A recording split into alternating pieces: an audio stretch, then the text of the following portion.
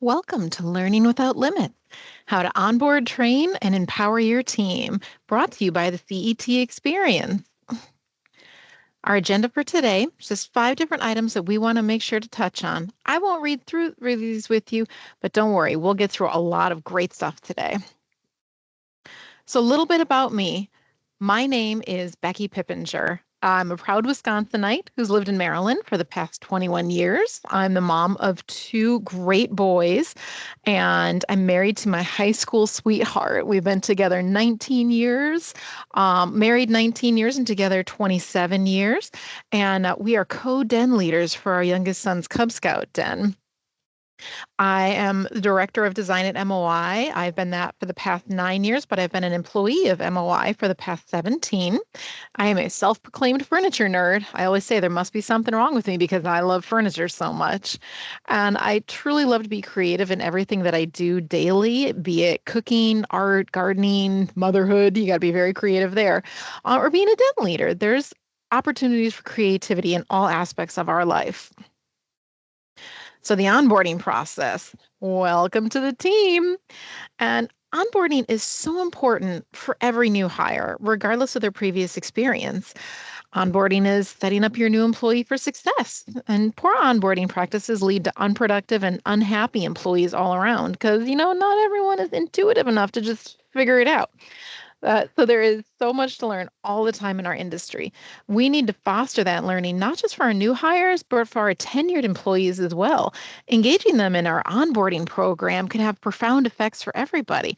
Have them share their knowledge, have them learn along with that new hire. They probably need to freshen up on a process or a product just the same as your new hire. Now, I always tell my new employees, your job in your first 6 months or your first year is to learn. That's what your job is. You ask anybody who's recently started for me, what's your job? Oh, to learn is going to be their answer. So think about that. Now I'm going to skip over our Mentimeter and we're going to move right on to preparation and resource accessibility. Now, preparation is going to be key to successful onboarding. It's important to provide accessible resources that are catering to different learning types. You need to create a structured onboarding schedule, compile a list of resources that new hires can reference for support, and for yourself, have a checklist of all the things you need to do to onboard that new hire. You don't want to let anything fall through the cracks. Now, things you want to discuss and be a part of your development for your new team members' learning. What tools do you have for different learning? Are there going to be virtual meetings, in-person meetings? Does your new hire have a high-speed connection at home if they're going to be work from home for training? Do you have the laptop with all the necessary software? Does your new hire have the transportation to get between your offices if you have multiple offices or showrooms? Do you have a list of websites that they are going to need to create accounts on? And do you have directions on how they need to do that with your account numbers? Do you have accounts that are being set up by your IT team? And do they know that your new hire is coming in to get this done? And you really want to make sure after throwing all this at your employee, check to make sure they know how to use all those tools and resources. It's a lot going on, and they may just not understand some of the things you're throwing to them. Now, another big part of your new hires experience is their schedule. I cannot recommend highly enough creating a structured onboarding schedule for the first 6 weeks of your new hires' time in your company. And even the first 3 to 4 weeks, you could basically have every hour of the day mapped out. It's allowing the employee to worry less and not think about, oh, what's next? Am I in the right place? It takes out their guesswork. So make sure that you note for them who they're meeting with and confirm those dates and times with the parties involved via Outlook invites. That's a great way to do that. Use Outlook, use Outlook, use Outlook. Create some folders for all your training materials so you know what you're training with and you can share that with your trainers as well. And make sure your new hire creates a training folder of their own that they can keep all their training materials in to reference. Sending them all that stuff gets to be a lot. And if they have one place where they can save it and reference back frequently, recommend to them do that frequently, that can be really, really helpful for them. And don't forget, your resources can be websites, internal documents, specific people, specific manufacturers, or technology resources. Now, right here, I have an example of some training schedules. It may be a better practice to set up your training in blocks of time that follow some themes. And this is going to vary by designer and their level of experience. For mid-level designer, here's an example schedule. Week 1, admin and process training, getting to know your new company. Week 2, design process and software training, getting to know your job. Week 3, this is some additional week 1, week 2 examples that we've used in the past. Week 3, product training, showroom tours. Week 4, team shadowing and mock projects. Mock projects are really helpful, I think, for a new hire to check for understanding. It can be assigned early so they can work on their mock project along with their learning. It can be assigned after so they can apply what they've already learned. It may depend on your new hire. Try it out. It's basically like homework, and it gives them a safe space to make mistakes. Diverse learning styles. How do you learn? Now, understanding the different learning styles is vital for effective onboarding. And by recognizing that employees learn in various ways, such as visually, auditorily, or kinesthetically, and I just learned about that, that means tactile, organizations can tailor their onboarding processes. Gathering feedback from your new hires about their preferred learning methods will enhance their onboarding experience. The employees will feel more engaged in that learning process. And if you need help evaluating an employee's learning style or experience level, ask ChatGPT for some helpful questions that you can ask them to get a better understanding. They may not know themselves what their learning style is. And don't worry, we're going to talk about some more learning styles on the next slide. So I always ask my new hires in their interview process, how do you learn best? And those typical responses are taking classes or doing the work. And again, they may not always understand how they learn best. It's going to take a few tries to really nail this down. So take some time to look online at these different styles and many more. Use your resources. Pause the video here if you really want to read through all of these. And think about how you've experienced and responded to these different types of learners as your time as a leader. We're going to skip over another Mentimeter. Now, tailoring to diverse learning styles. You want to tailor your onboarding to the new hire by learning more about them. Get a personality index run by your company to learn how to coach that individual based on what they're like. At my company, MOI, we use PTX for candidates. We use DISC after 90 days, and this helps us better understand how they tick. Additionally, ask yourself about their skills. What do they already know that you can test but not overtrain on?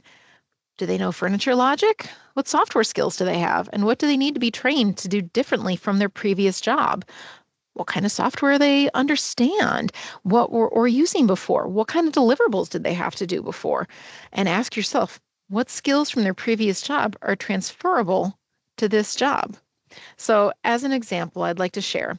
One of my team leads came to us as a residential designer from Ethan Allen. He had really great customer service experience in that role. Plus, he had a computer science degree on top of his design degree. And he has been an amazing asset to our team. I want you to think about that. The past experiences of your new hires can be applied in many, many different ways. Another example I'd like to share, I started out in residential design because I needed a job. It gave me a lot of experience, a lot of customer service, programming, project management, quoting, order entry, field measuring, presentation, and time management, and a whole lot more. You know, you have to wear a lot of hats when you're in that part of the industry, and it makes you really well-rounded and flexible. So don't overlook past experiences that your candidates have or that your new hires have, because that may be super applicable and bring in some fresh ideas to your space. Now, you want to make sure as part of that diverse learning, do some 30, 60, 90-day check-ins with your new hires. Ask them for some honest feedback. Adjust what you're doing as necessary. You may have tailored it to a person that's not really the person you're working with. So make those changes. Don't be embarrassed. Don't be defensive.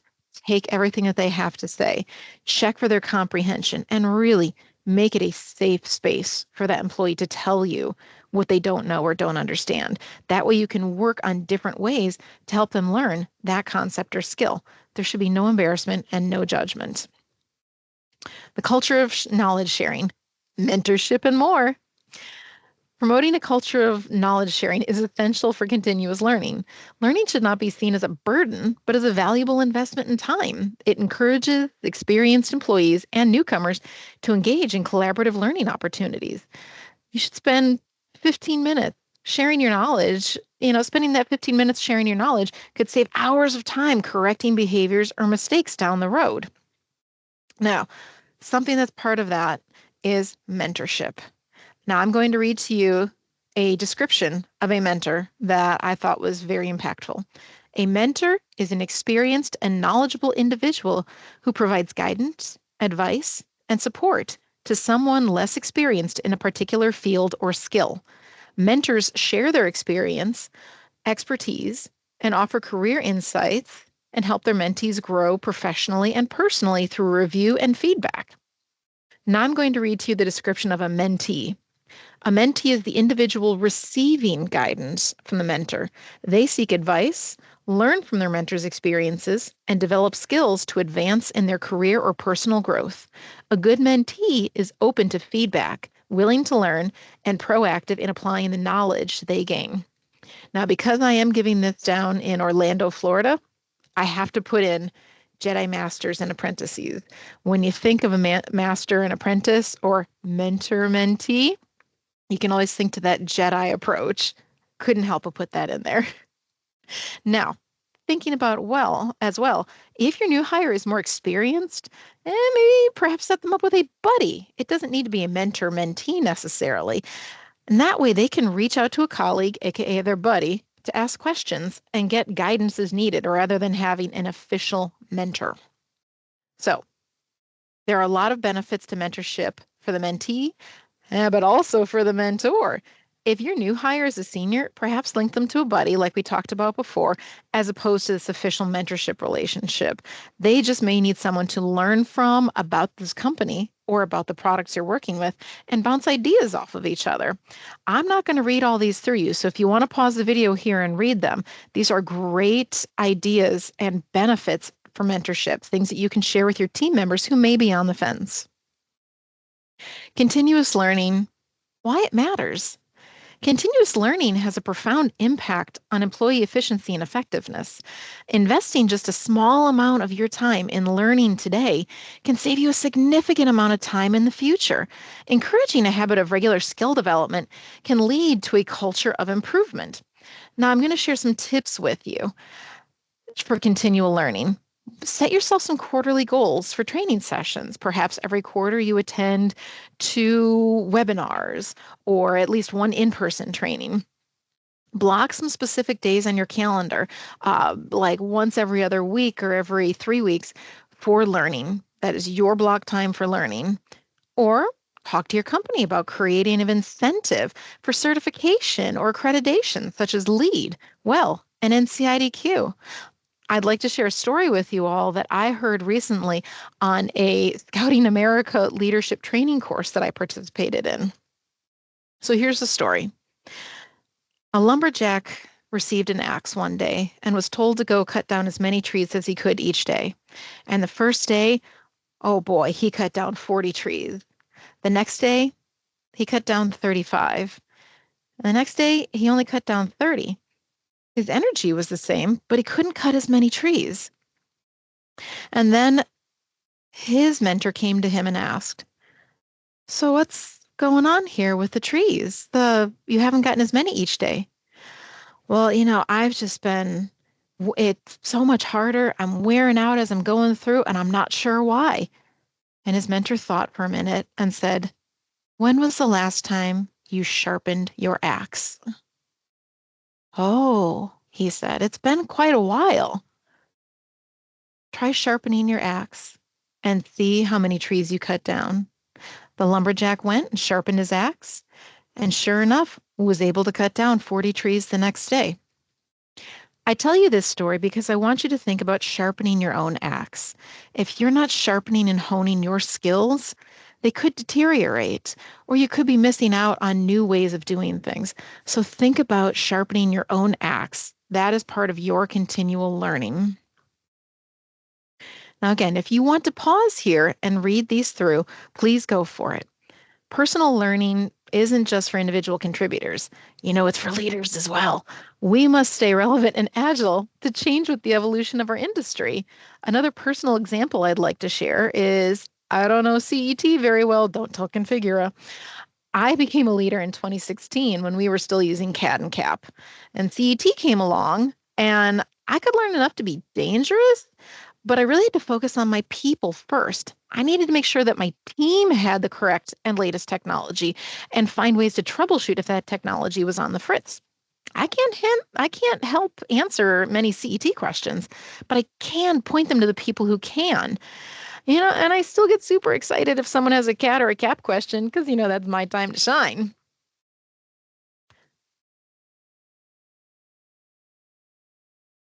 Here's another opportunity to pause our video and read through some reasons why learning is still crucial for your culture. And I want you to think about how your company approaches continual learning. Do they encourage it within your organization? And how can you encourage it as part of a regular culture in your organization? Training resources, internal and external. Each designer on your team has a different lived experience and they may have a lot to share. Not everyone is a pro at teaching, but they may be able to help in more subtle ways. Look for those opportunities. We all get so siloed in our design department. We think about you have to think about the business as a whole and get your designers shadowing time in other departments. It's going to give them more empathy for their teammates and their requests when they come up. They can learn a ton. They can even learn a ton from understanding the sales role. Now, we had talked about mock projects earlier as being that safe space for them to screw up, to learn, to make mistakes without costing the company money or reputation. Consider adding mock projects to your process training or product training. And there's really nothing like seeing your designers and products, the things that you've done, built on the job site. This is a great feeling of accomplishment, and it helps your new hires relate to what they're specifying. And it gives your tenured employees some energy to say, wow, look at what I did. So understand again, you don't have to mentor to have another designer shadow you. It's that new designer's chance to ask questions. Sure, it takes longer to get things done with someone watching over your shoulder, but it is worth the investment. You're sharpening someone else's axe so they can help. So an example I'd like to share is at MOI, we have what we call MOI University. Every other month, we have leaders from each department within the company give 1-hour training sessions to our newest employees over a period of 3 days. These are in-person trainings, and we switch offices. And we encourage tenured employees to attend if they feel like they need to brush up on any interdepartmental knowledge. And we've noticed it works a lot better when employees have been at the company for at least 3 months and gotten a feel for what we're all about, and then go to sit in on this training.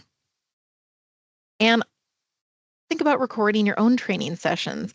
I know it may seem a little awkward, but really, you may have said that one amazing, wonderful thing, or they asked the most specific, wonderful question. And having it recorded means you can go back and reference that. It's really helpful. Some of your external sources, Configura. There's a plethora of ways to get training and support directly from Configura. Log into My Configura and check out the Help Center. You can access the Academy for training opportunities, and you can use the chatbot to find what you're looking for. Don't forget to use the tools already in CET itself. There can be some embedded training videos from some of our manufacturing partners. The Help tab is good for accessing the website. Don't forget to report bugs. If something really isn't working, report those bugs. And some of our extensions actually have links to their price books. You can trust CET and Configura, but please check your price books too. Some external trainings, if you're using Syncly, reach out to their training team for support and guidance. Your manufacturing partners more than likely have pre-recorded trainings and possibly even allow you some scheduled trainings. Some even have training videos embedded within their extensions. The Design Pop is a fantastic place to start your CET journey. The training paths that they have allow you to tailor your specific training needs in quick bites that get right down to the point. Now, there are some folks you can hire directly for scheduled trainings. such as Convergent Solutions with Kaylee Tucker, Kamiko Designs, everybody's favorite CAD trainer guy, Michael Beal. Love him. Kate Sword. And have you tried some AI tools yet? ChatGPT is a great place to start. It can really help you determine and list the key items that you want your designers to learn in their first 3 months. It can help you write up a draft schedule. It can help you outline training topics, and it can help you research. But remember, it all depends on the prompts you give it. Keep trying till you get what you need. Don't take it first glance what you get. Add your voice to what it gives you. You know, it's your tool, not your trainer. Now, don't forget about some extra learning that you can do for yourself personally. Audiobooks have been amazing for me. I think it's a great way for me to get in some additional learning while I'm driving, exercising, cleaning, gardening, cooking, whatever. It gives me a chance to get some extra learning in myself. Some ones I'd love to recommend are Dare to Lead by Brene Brown, and pretty much anything she's written, truly. Radical Candor by Kim Scott truly changed how I approached my leadership in the past year, and gave me a really different way to look at feedback and how important it is. Leaders Eat Last by Simon Sinek is one I've read recently. And Think Again by Adam Grant was one that my president actually made his whole management team read, and I thought it was fantastic. You can also listen to some podcasts: The Design Pop, About a Place, Design Nerds Anonymous, Imagine a Place, Dare to Lead with Brene Brown, and many, many more. So a couple of the key takeaways that I want you to understand. Effective onboarding is crucial to the success of your new hire and ultimately of your team. Consideration of diverse learning styles and resource accessibility must be incorporated for real success. Knowledge sharing and mentorship are critical for your team's culture and continued growth. And use your resources internally and externally. Thank you so much for choosing to spend your time with me today. And I really hope you gained some takeaways or at least feel validated in the way you've been onboarding and training your teams. And if you want to email me directly, please do so. Here's my email address. I would love to hear from you because feedback is how we grow, and growing is how we continue as leaders. Thank you so much, and I hope you have a wonderful day.